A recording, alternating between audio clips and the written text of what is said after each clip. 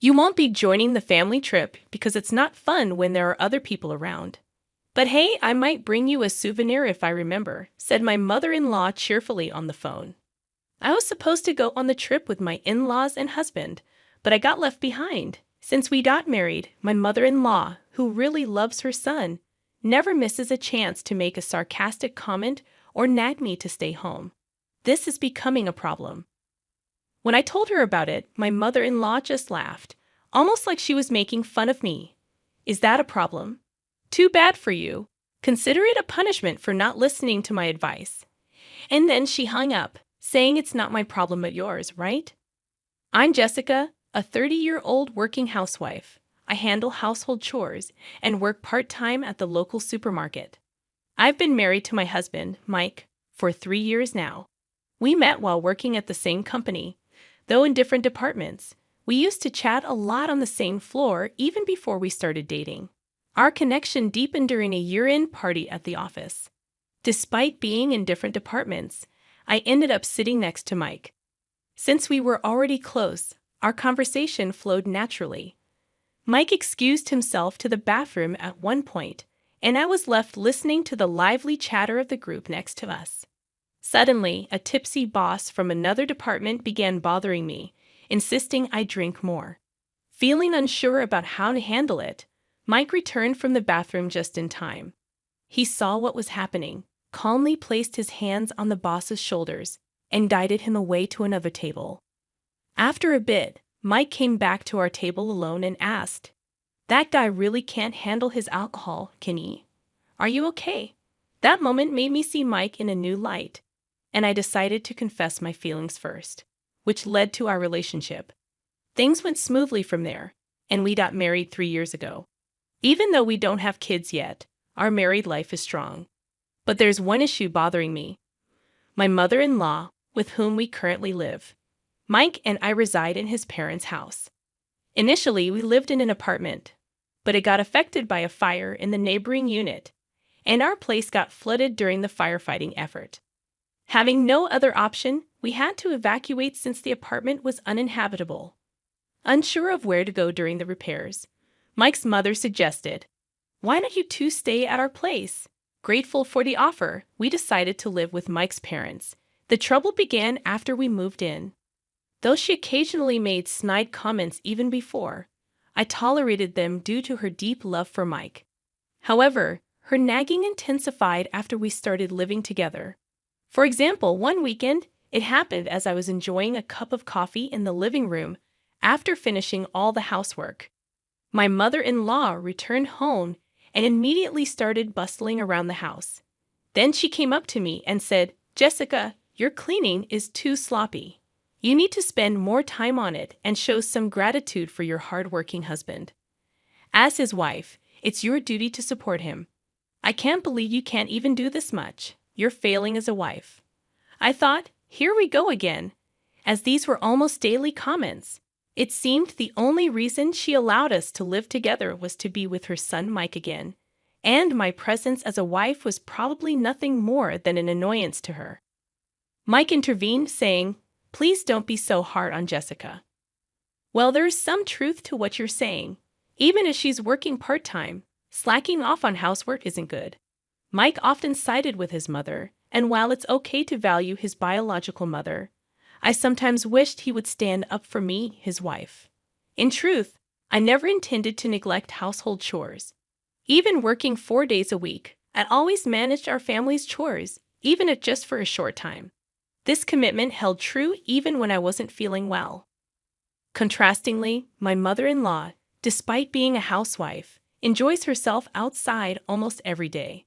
Since we started living together, I haven't witnessed her doing any household chores.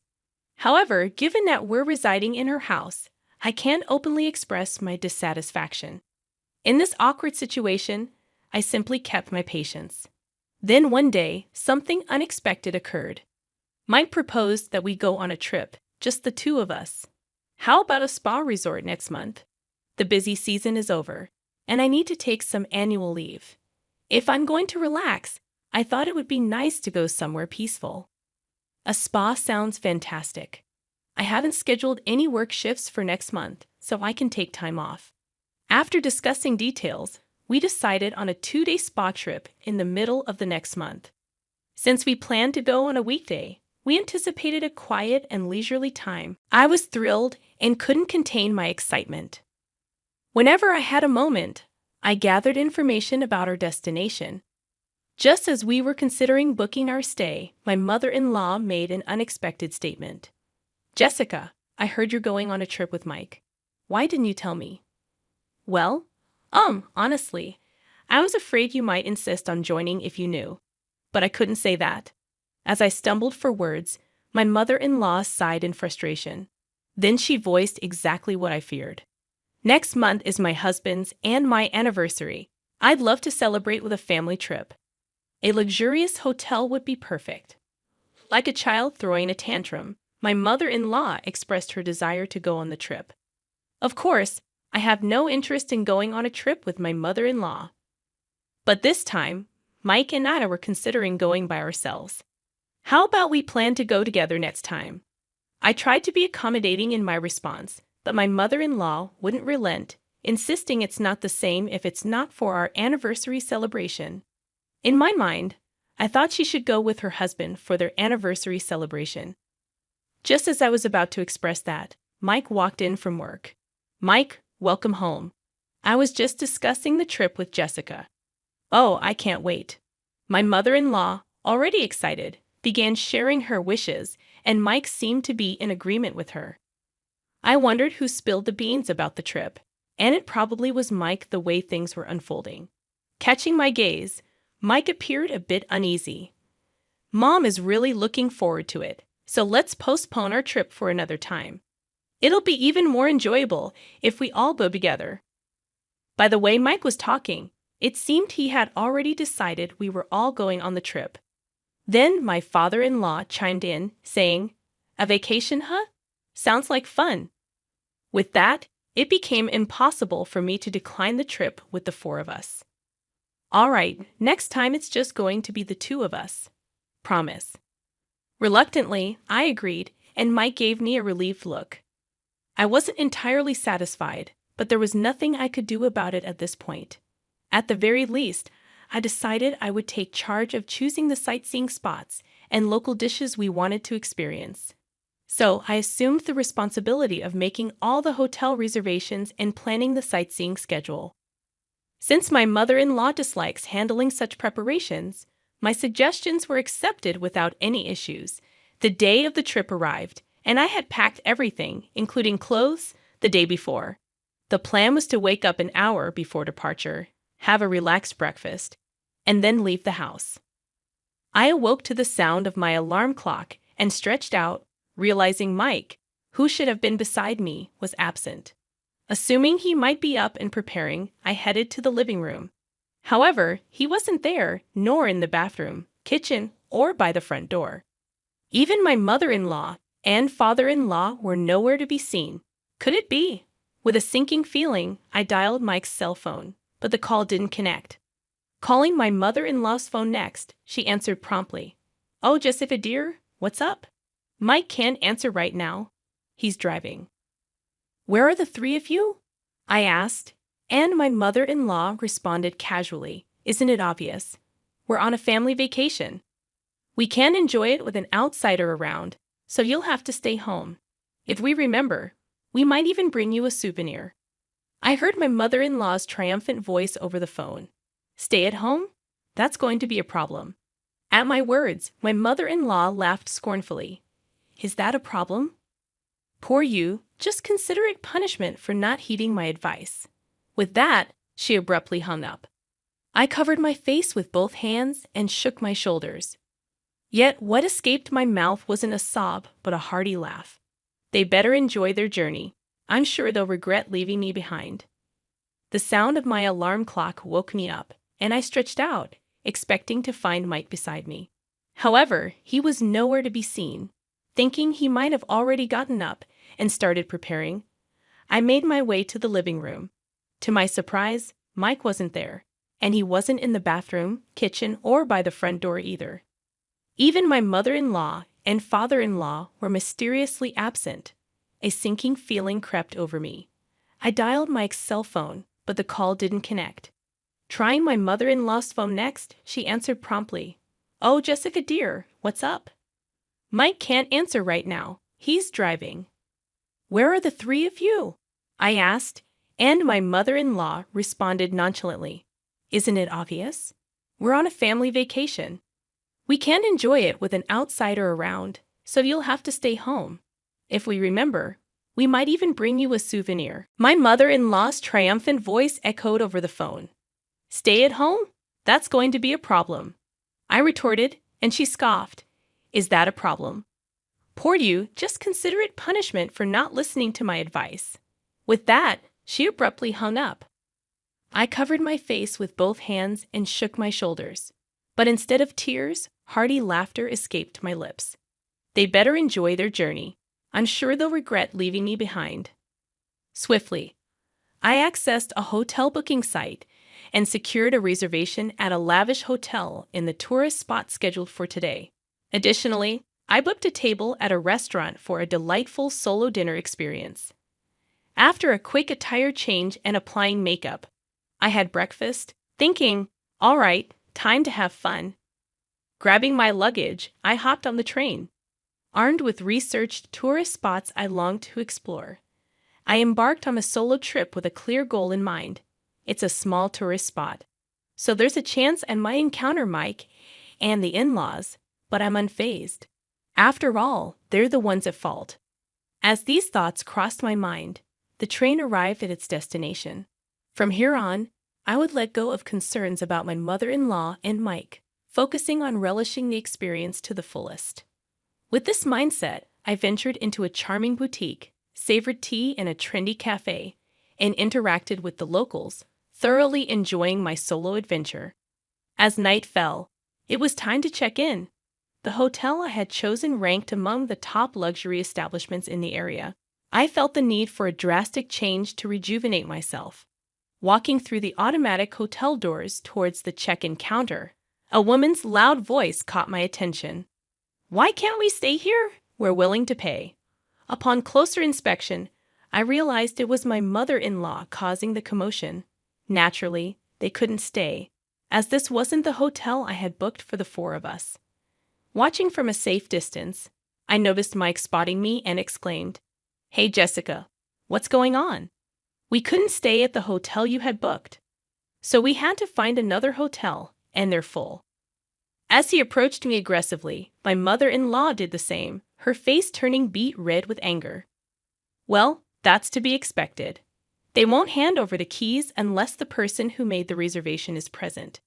It's a security measure. I did warn you, didn't I?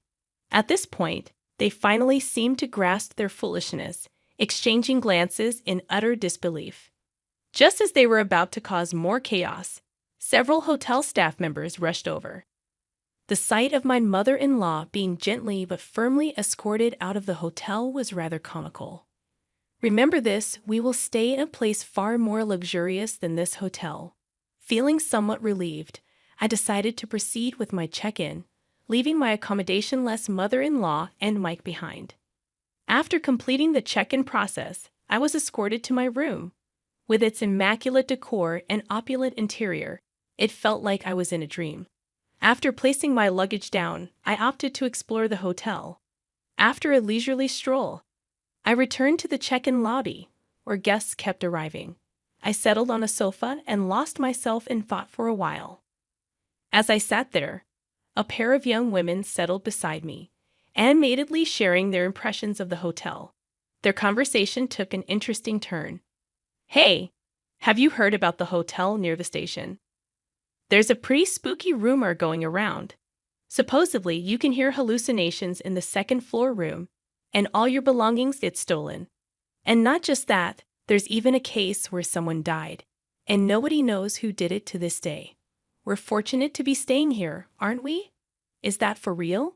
But why hasn't anyone been arrested? You call the police in a situation like that, right? Well, there are rumors that the hotel staff are involved too. So creepy. What a chilling story. Glancing at the time, I realized it was nearly the hour for my dinner reservation. I swiftly got up and hurried to the restaurant. Ah, that was so satisfying.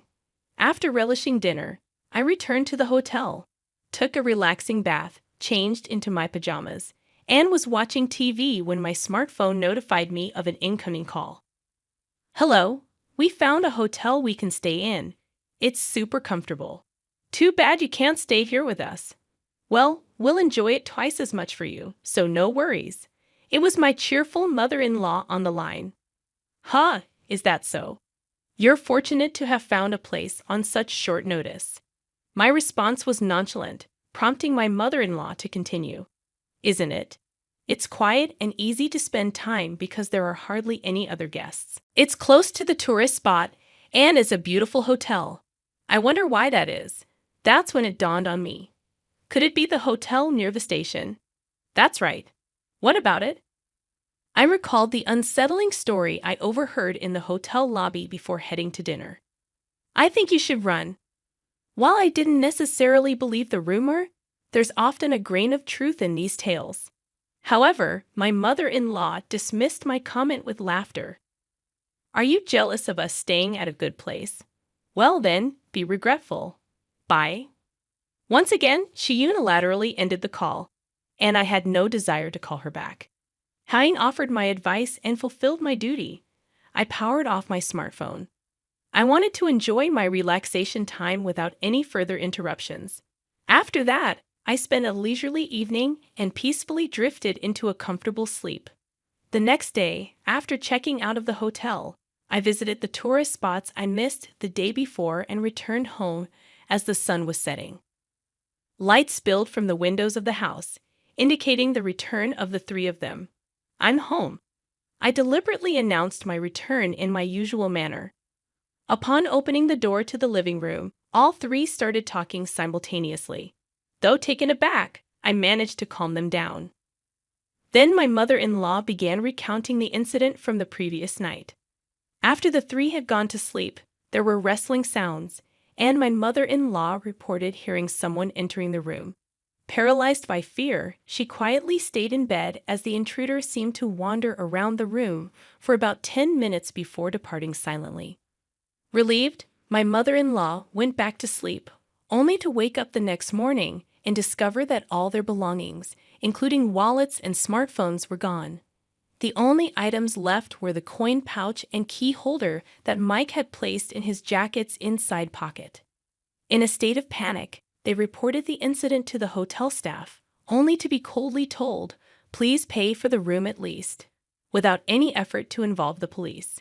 Faced with this dilemma, the distressed trio used the remaining coins in Mike's possession to make a call from a public phone to a nearby relative, seeking assistance.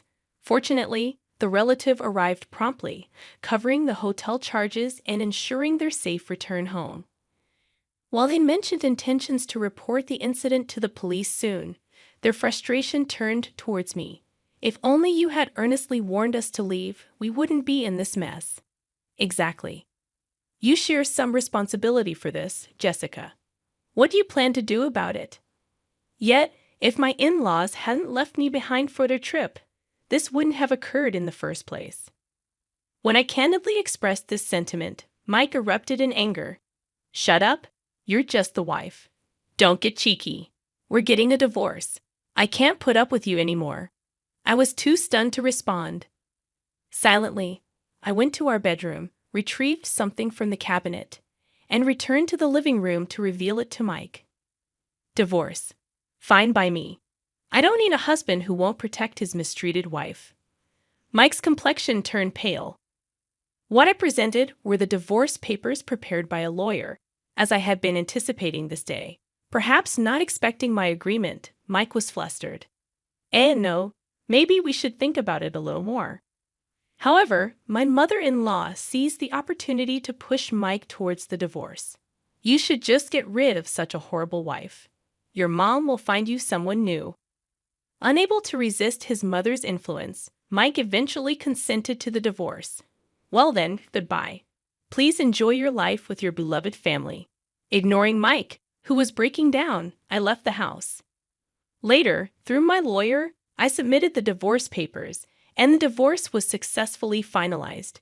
Despite Mike's pitiful pleas for reconciliation, I steadfastly ignored them all.